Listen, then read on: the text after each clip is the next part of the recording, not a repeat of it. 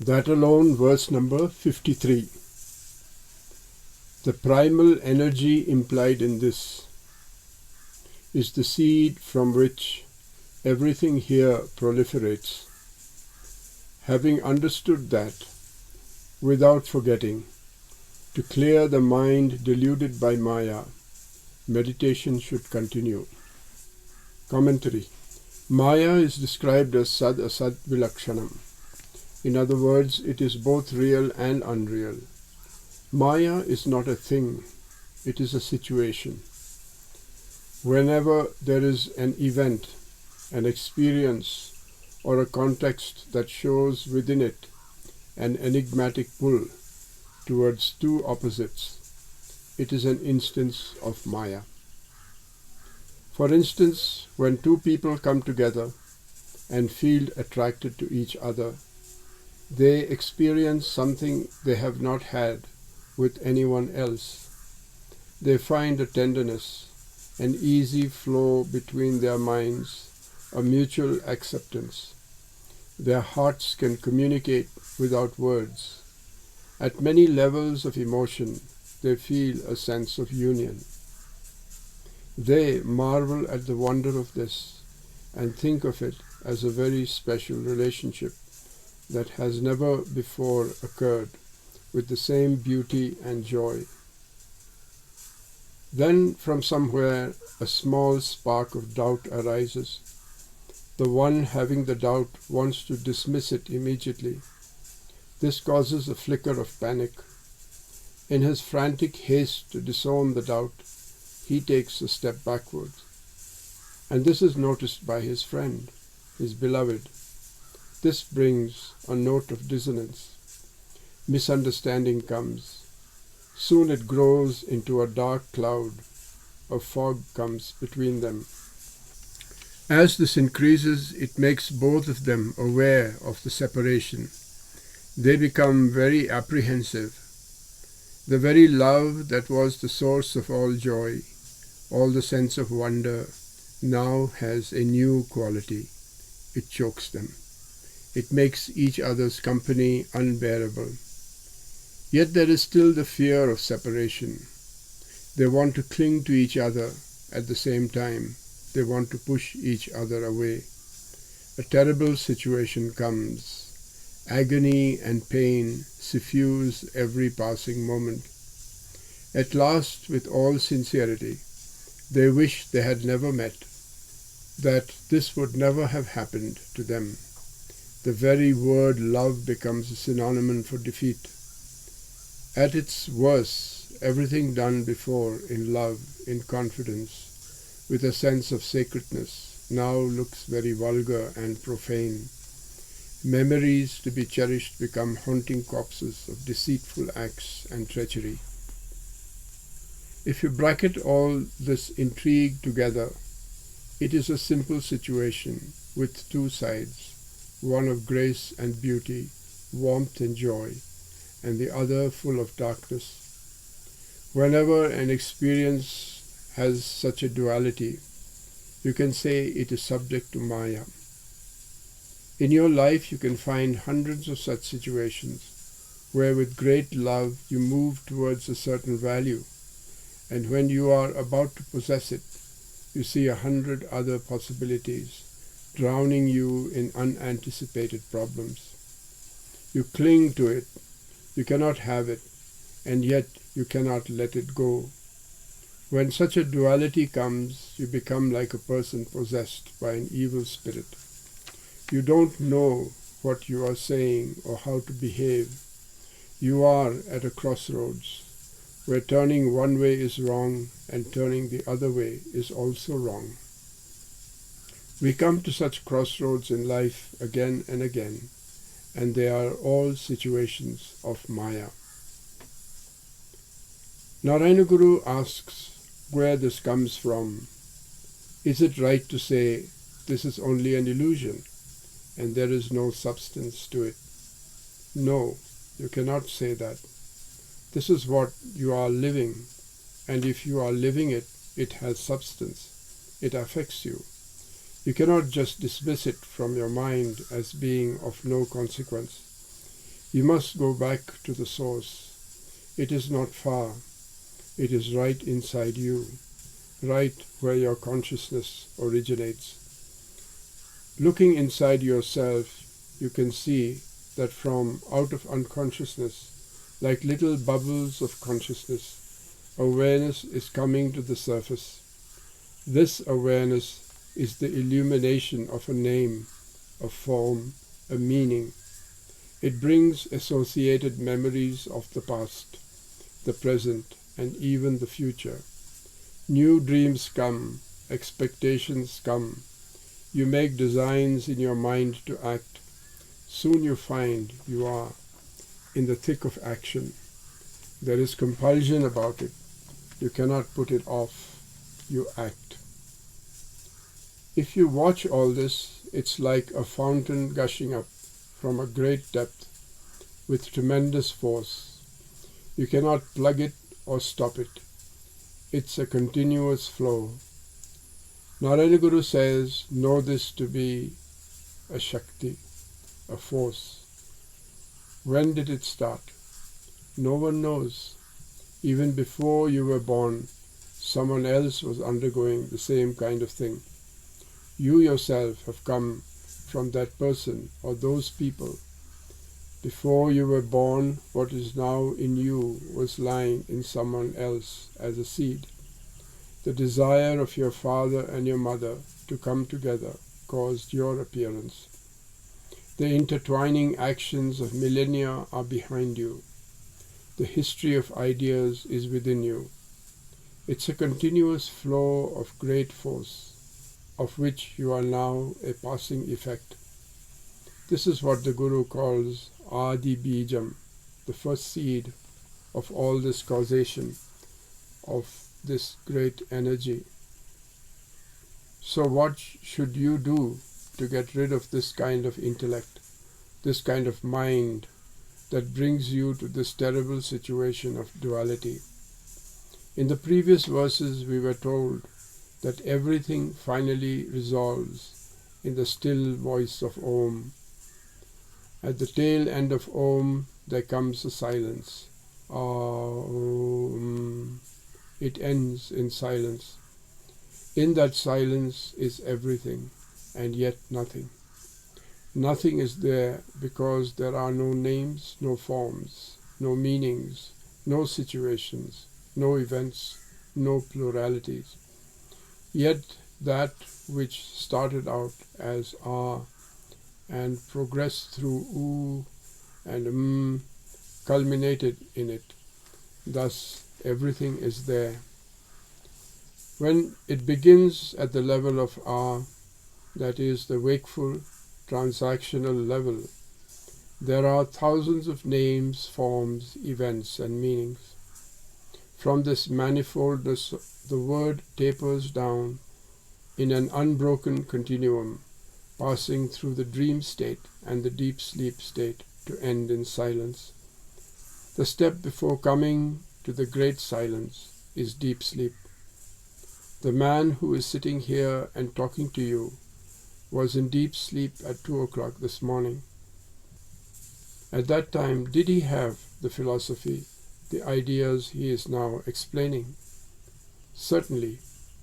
And what state were they in?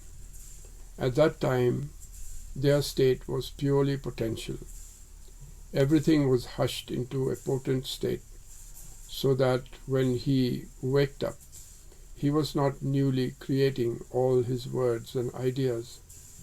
They were all there, even in the deep sleep, lying there like seeds in a granary or barn. When the wheat or rye is being stored, it does not show any signs of life, but as soon as a little moisture is added, the sprouts come out. The stage before entering deep sleep is the dream state. All the ideation is there, but actions are not. That is, mentally actions are going on, but the physical organs are not moving. When this man we are speaking of dreamt he was walking, he was not walking with his actual legs. They were lying buried under the sheet. When he thought he was working with his hands, they were lying still. When he thought he was talking, his mouth was not moving. Still, everything seemed to take place, just as if it were actually happening in the outside world. When we come back all the way to the wakeful stage, finally action means physical action. Raising the hand means the actual hand rises. Talking means that a voice comes from the mouth. At this point, if I borrow $10 from you, I become a debtor. Tomorrow, when I wake up, and you also wake up, you will ask me to pay you. But if I took $1 million from you in my dream, you wouldn't even know it, and I wouldn't have to pay it back. So how can you say it is all Maya? You cannot just brush it aside like that. At the transactional level, it is a reality. But you forget all about your $10 as soon as you fall asleep. Then you excuse me, because then I don't exist for you. We can go back and forth from the transactional to the dream, from the dream to the deep sleep, and from the deep sleep to what you cannot say at all. What really happens? The one has this proliferating quality. It opens up and becomes transactional. It is like a pulsation. It opens up to the light, and then all this is laid out before you. Then it closes back down and nothing is there. By opening the eyes, the whole world comes. By closing them, it disappears. The pulsation of consciousness is like the eyes opening and closing. This is the beginningless and endless force, Shakti or Adi Bijam. You should meditate on this, but how? There is a pure light in which all these actions are going on. Natarajaguru, in his commentary on this work, gives the example of a stadium being illuminated with bright lights. People are playing games on the field.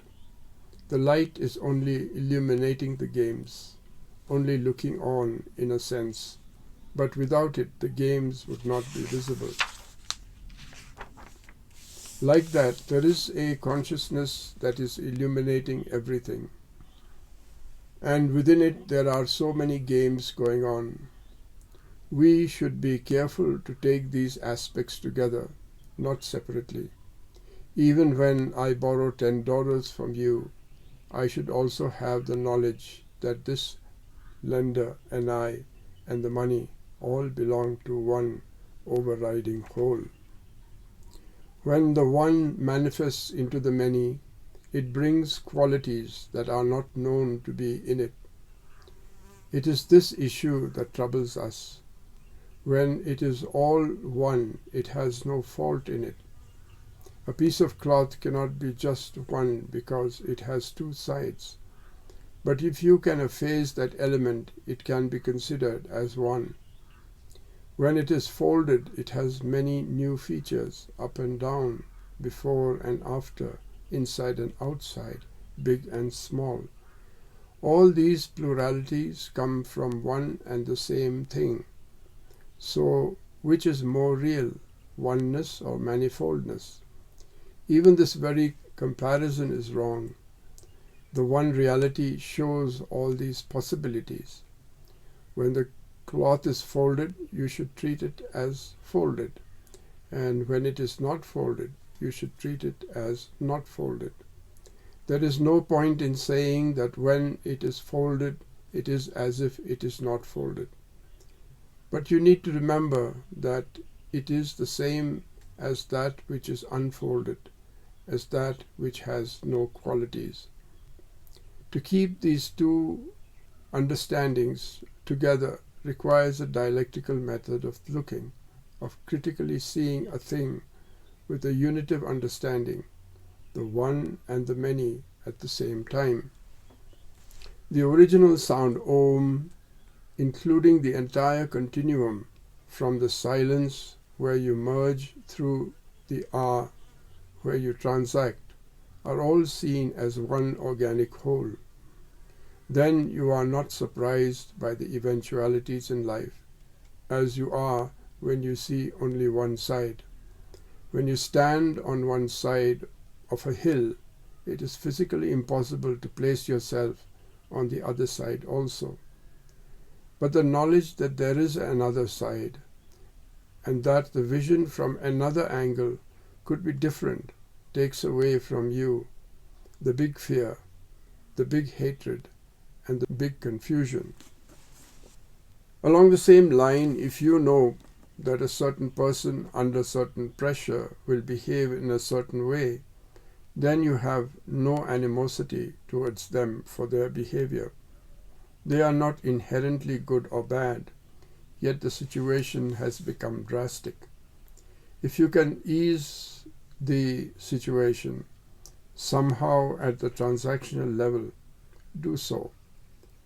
But even as you do that, think of the original state in which all these details are irrelevant. The relevancy and the irrelevancy are to be seen side by side. This creates a neutrality in your attitude.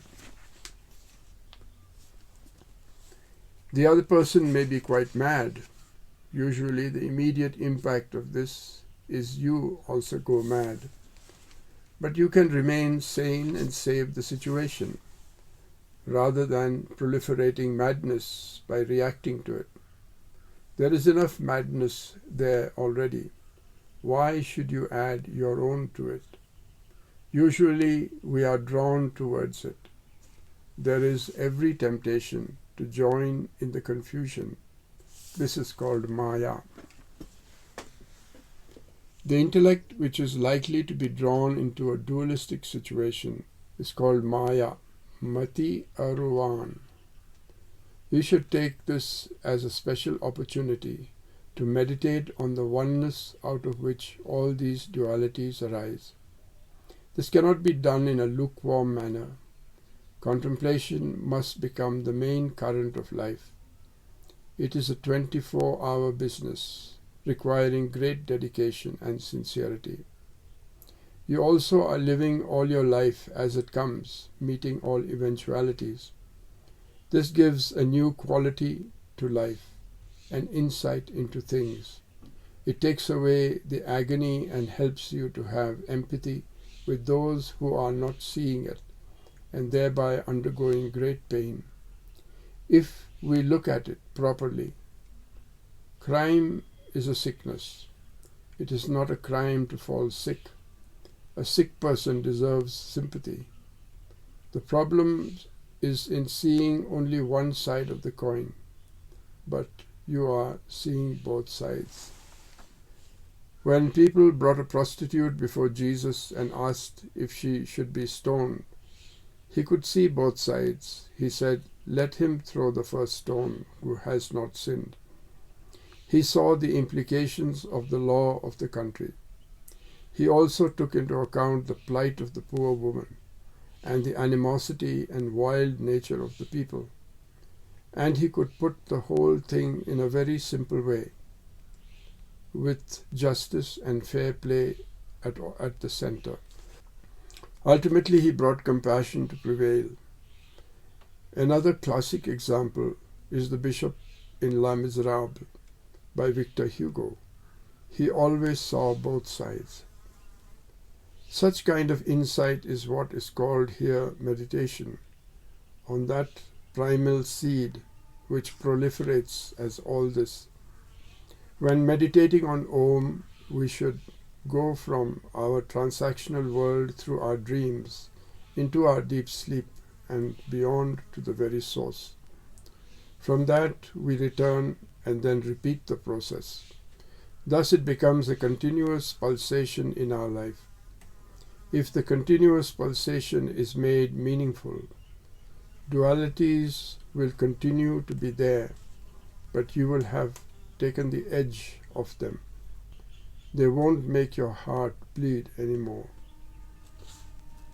When your thoughts get caught up in a vicious circle, and you go round and cannot escape from them. It is called chintam. When you make logical arrangements of thoughts, as in a chemistry or physics book or an engineering manual, it is vicharam. Neither of these forms of mind will help you. What will is mananam, going from the effect to the cause, bringing the many to the one, hushing the pluralities of things into their unitive nature, gathering your thoughts and getting into your center, going to the greatest depth. The mind goes again and again to new subjects, but it is to be brought back to where it originated. All this is mananam. The fourth aspect is dhyanam. You don't do dhyanam, it comes naturally when your mananam or contemplation becomes real. Narayana Guru here recommends the continuous contemplation of the primal seed of all this. If the cause is real, as the effect has come from the cause, it also belongs to the real. You dismiss the effect as unreal because you see only part of it, and another part is hidden from you. This falsifies its unity. But if you look at the unity, it cannot be false. Seeing unity in and through all the diversities, always through a process of meditation and not of analysis, not one of fragmentary observation, but instead always living it as a whole, is the message of this meditation. The free translation of verse 53 is as follows. The primordial potency inherent in this is the seed which gives birth to all we see here. Bearing this in mind and never forgetting it, one should meditate on its secret to dispel the thrall of Maya.